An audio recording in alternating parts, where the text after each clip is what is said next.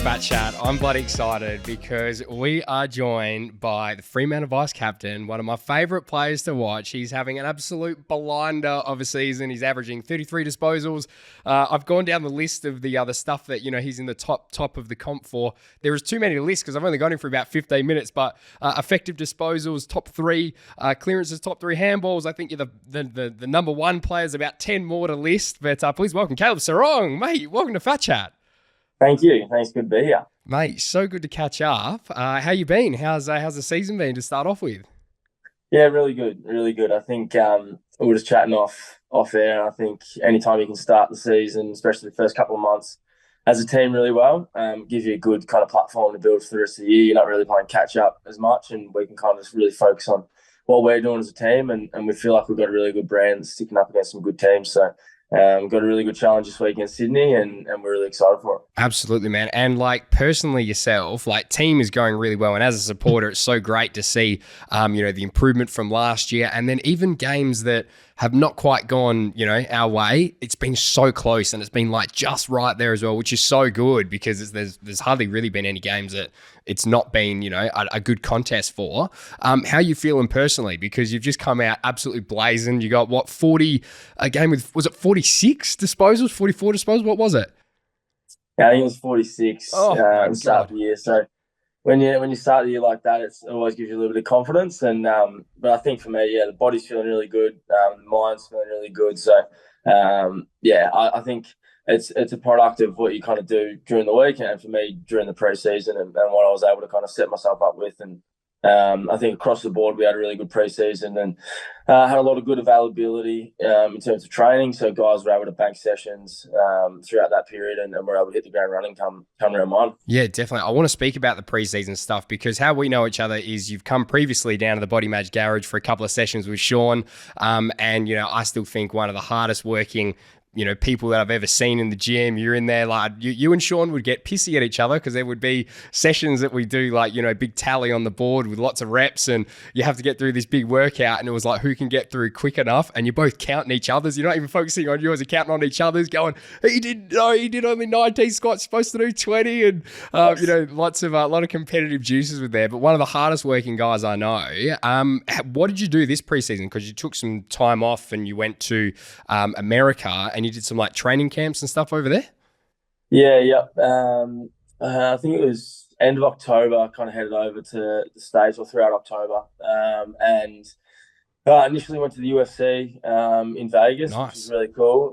They got a pretty cool performance institute there, and the what they've got technology wise and testing and what they can do on an individual basis is pretty incredible. And it was the most intricate kind of technology that I've seen in terms of being able to individually see where you're at, fitness wise, strength wise, and then be able to plan a little bit of program on the back of that. And went over there with Hayden Young, Neil Erasmus, and Liam Reedy, a couple of the young boys, and one of our high performance guys at the club, and we got that connection there, and that was amazing. To kind of be welcomed in by them and pretty much given the full reign of the place, and see a few of the fighters in there doing their thing and whatnot was pretty cool. But we took a lot from that. We were able to get a really good education around sleep and diet and stuff, because they're in a sport where they cut weight pretty aggressively leading up to fights, but they still need to be able to perform on the back of doing that. And that was pretty cool to kind of see what they do. And then just kind of, learn more about our bodies. And then on the back of that, kind of implement a few things and then come back and, really just hit the ground running and be really purposeful and I guess individual with my training program over the pre-season, and work on some things that I wanted to work on as an athlete, just individually, and then within the team program obviously as well. Absolutely. So what was some of the stuff that either you were tested for, and then how did you match up with their testing? What are they comparing you to? Is it to a UFC fighter? Is that what they were sort of comparing you to with that particular testing they were doing? Yeah, it was, because that's kind of what that's the only real data points they have. Is so they plugged us into kind of the weight classes that we'd be in if we were fighters. What were you sitting at? I can't even remember. I think they dropped it down a little bit as to what we would cut for, so how much we would cut to fight. And but it was pretty cool. So the first test on the first day was repeat sled push, which was essentially 60% of your body weight on the sled, and you've got 6 seconds to push it as far as you can, and you kind of masked up with the oxygen mask and everything kind of on you, and so they can test oxygen levels in your brain, oxygen levels in your muscles, That's lactic, and all that kind of stuff, and then you do it 11 times, and they're measuring. And you got on the minute as well, so it's a 11-minute test essentially. So are you pretty gassed when you're doing that? Because like it's a max effort. It's only short though, but 60 seconds, that's pretty quick turnaround. If you're doing 11 of them, you'd be pretty gassed, right? About the fourth rep, your legs start going. The lactic starts building up, and you got not much left in the tank. And when that lactic starts building up, there is no worse feeling. Like if anybody's had that on a calorie bike or doing sprints or whatever, you feel faint. Just all the blood just drops. Like it's a horrible feeling. You're trying to breathe, and the oxygen mask's on your face, and that's not helping. And so that was really tough. So that hit us in the face pretty quickly on the first day, and then we had a 1-minute assault bike test, which is essentially same setup and everything, but you're going as hard and fast as you can for 1 minute. And that was the hardest thing I've ever done. That is crook, yeah. I kind of shut my eyes and went as hard as I could. And I started hitting the wall, and I'm like, it's got to be about 25, 30 seconds in. Looked down, it was 15 seconds in. I still had 45 to go. So that was grim. And then we did the VO2 max test as well, and some other max power ones in terms of jumping and on the assault bike as well. So kind of get across the board in terms of your endurance levels, and obviously aerobic, anaerobic, lactic thresholds, and try to work out where our gaps are as athletes. And it was really cool to see that, like, there's a couple of us like Neil Rasmus and I were quite similar in a few spaces as athletes, and you probably see that kind of in the way it comes out in footy and whatnot. And then like Hayden Young was complete opposite. Yeah.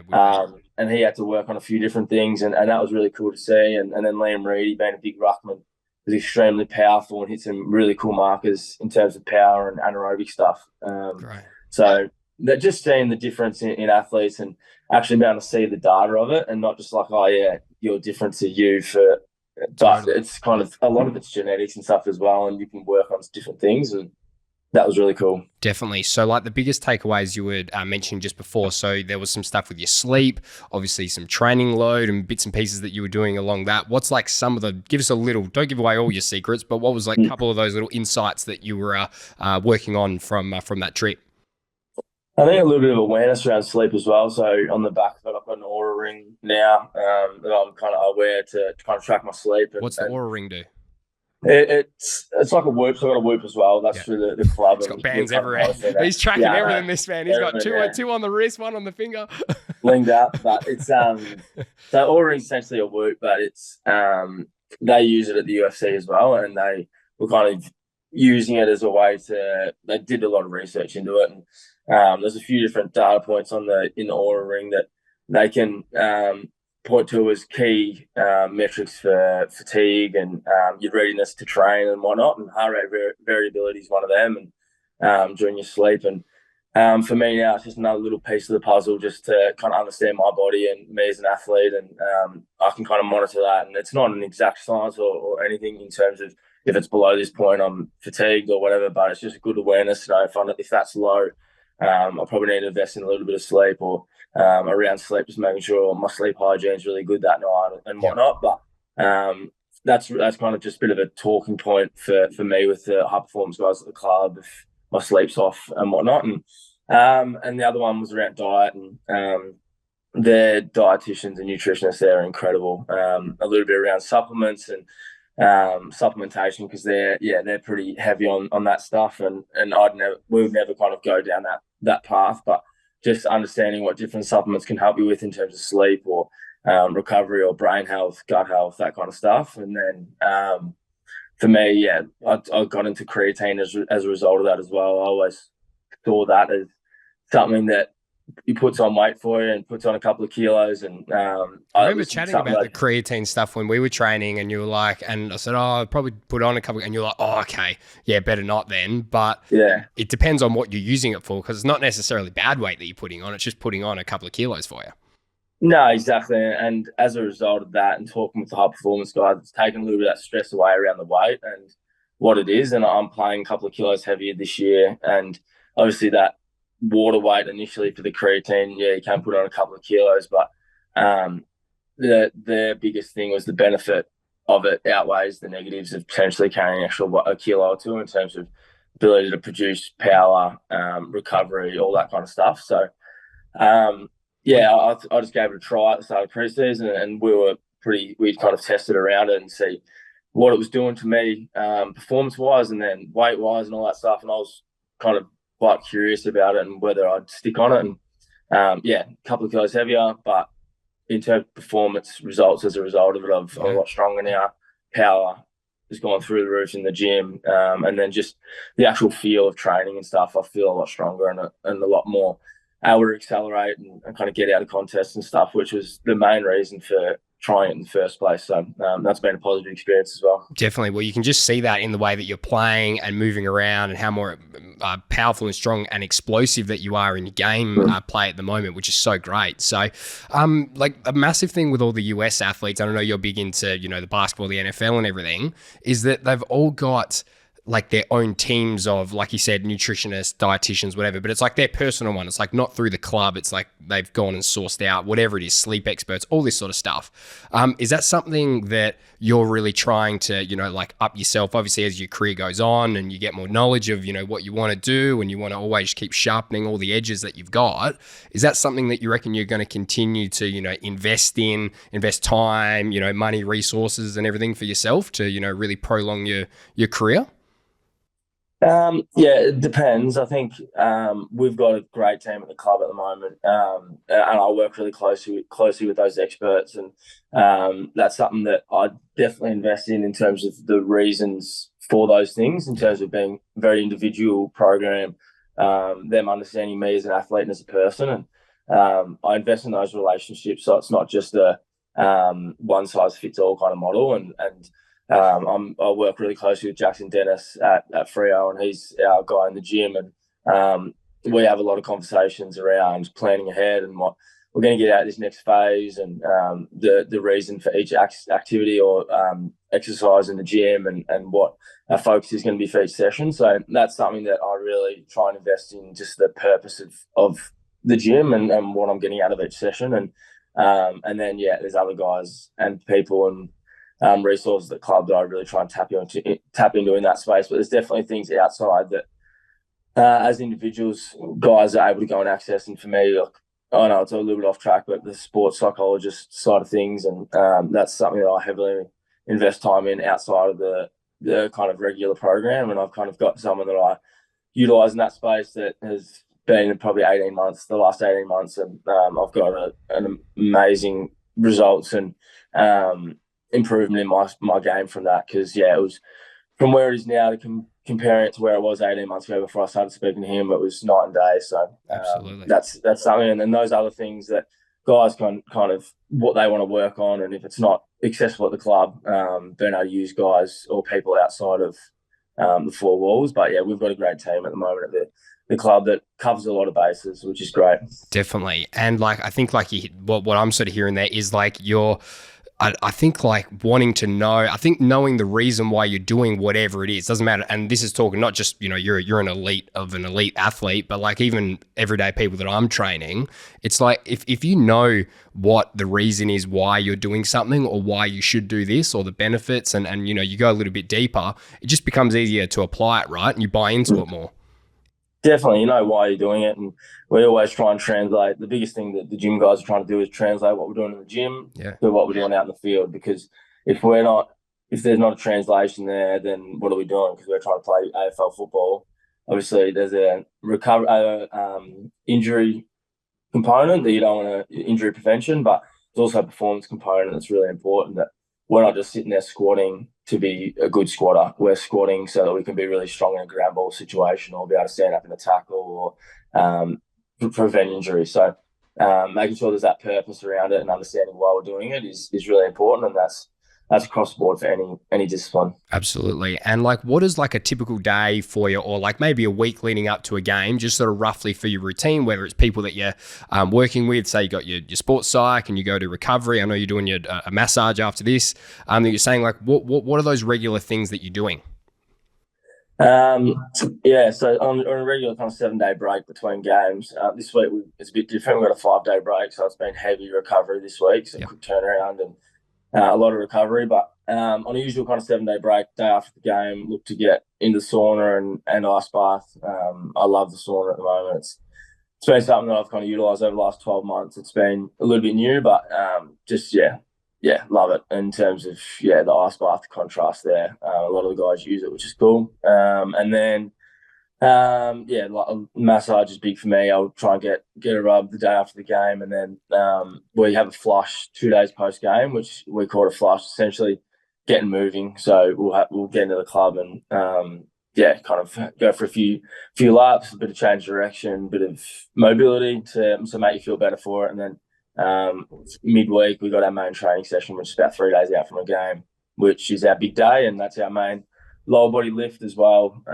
which on that day look to get massage, Pilates, a bit of treatment, but also main train in the morning and then main lift, lower body lift in the afternoon, which people probably don't realise, but we still lift pretty heavy in season. Definitely. And it depends on the week and whatnot. This week it was really light with 5 day break, but if we've got a 7 day break or an 8 day break, we'll be Smashing it. looking to touch on over 90% of our 1RMs during the season. We'll probably won't, unless it's a buy, we won't tap into kind of max reps or anything like that, but still hit some really good weights. And then day after that's our walkthroughs day, so more meetings, but our upper body main lift and similar kind of process to the lower body, and then captain's run the day before a game into the game. But individually, there's a few things around there. I'll probably try and get 2 or 3 saunas in the week, which I touched on before. But earlier in the week, I don't kind of go the day before a game, but I'll go 2 days out and just kind of flush out the body, and then massage, probably 2 massages a week, and then look to see the sports like every couple of weeks. But he's there for me to text him and call if we need. But we have a really good catch up every couple of weeks, which is really good. Just kind of recap the week, or sorry, the month before it, or a couple of weeks before it, and can kind of look for themes and what's coming out of the games rather than just jumping at shadows week on week. Definitely. I love it. Well, it's such a solid routine that you've got there, and just all those bits that, there's, like you said, there is some variation with bits and pieces depending on the week, but there sounds like there's some really in solid habits there that you have leading up to the game, which is, super interesting to hear. Because again, like talking with people that are just trying to get into the gym or lose weight or create a routine, it's just all about getting 1, 2, or 3 little habits and little things that that you're going to hit every time. And there's going to be little things outside that vary, but it's very much about building that routine and keep building it up. You're in the conversation for the Brownlow this year, so how does that affect you when you're going out and playing? Like, previous years, you've had amazing years and always get lots of attention, lots of disposals, all that sort of thing. But you've come out so hot the start of this year. There's all this noise about it. You're top, 3 people in the league right now. How do you deal with that, hearing that, could he win the Brownlow? There's more expectation to play well. How does that affect you leading up to a game? I guess that's where the sports side of things comes into it, and my processes and also, it's not just the mental side of those physical processes I was touching on, and outside of that, I've got craft stuff that I kind of brings me back to what's important for me, and that's a lot around touch and ball handling as well. And I do a lot of work in that space, but the process is so important when it kind of gets to that point. You start looking at outcomes and I guess the things that are kind of in the future and whatnot, but that's from a team point of view and an individual point of view, what we're going to do as a team and all those things. But I think for me, it's focusing on each day at a time, each week at a time, and that focus, that's a cliched thing, but that's kind of how you put yourself in positions where you succeed or have those good outcomes, is by having good processes and good habits. And JL talks about that all the time, is what happens on the weekends a byproduct of what happens during the week. So for me as an individual, that's continuing to tick off these things, not changing my process, but always being really curious about how I can get better. And I think having the group that we've got at the moment, especially in the midfield, we've got some guys that are really pushing each other and pushing the group to succeed. And so, we're not happy with just standing still. I think we've had a really good start as a group and had some really good performances, but none of us as individuals or as a team are going, we're happy with where we're at. We're really can just continue to keep getting better. And if you've got that mentality to always get better every day, even if it's just a little bit, you'll be in those positions where you can, or at least you'll be striving to. So you won't be looking at what happened yesterday. You'll be looking at what you're doing tomorrow. I love all of that, mate. And I know you got your massage. I'm going to let you go. But I've got one more question for you.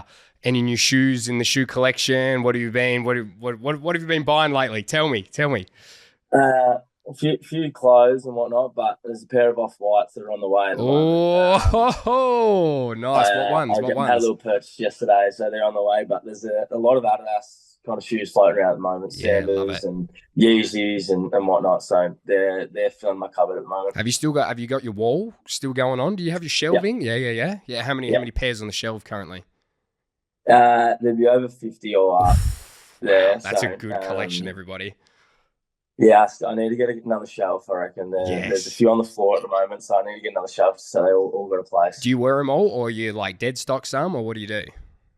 No dead stock. No dead stock. All don't wearing wear them all frequently, but they've all been worn, They've all been worn. Love that. I've been getting it. The most recent one I got was I've got the Jordan 4 Raptors.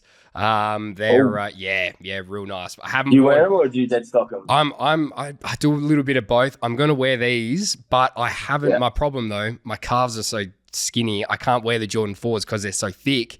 So they just look ridiculous. So I got to wait for jean season, which is pretty close. Yeah. Give it another 3 or 4 weeks, and the Raptors would be out, I reckon. They're repping them. Get that. Love it. Mate, thank you so much for joining us. It's just as just a supporter, I absolutely love seeing you this year. Kill it. Good luck with the rest of it, and can't wait to check back in and go Freo. Thanks, mate. Appreciate it. Thanks, mate. Love your work. Thanks, mate. Bye.